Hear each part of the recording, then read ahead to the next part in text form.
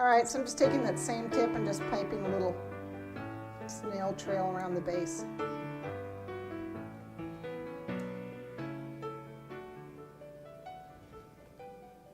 Just to finish them off.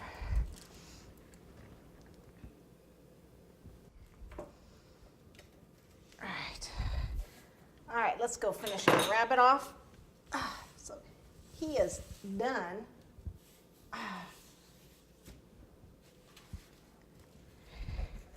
And I'll go ahead and change this to like a number 16. That's an 18. I'll use the 18.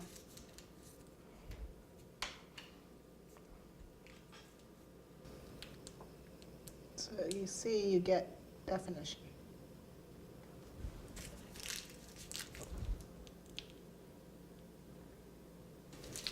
And then we're going to do yellow on our chickie.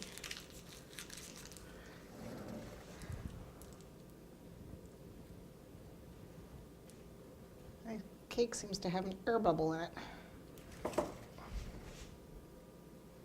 There. Popped it. I don't know where that air bubble came from, but it's popped now. All right, so there's the rabbit. And then one more. Okay, so I thinned some of the yellow rolled buttercream that I used to make the cake with. And the nice thing about that is piping the border and the cake, it's the same color because it's the same rolled buttercream, so it's really nice with the color match. I'm just using a number 12 tip and then just piping a little bead border around it. I actually could have piped his features too, but it's just as quick to hand model. There he is.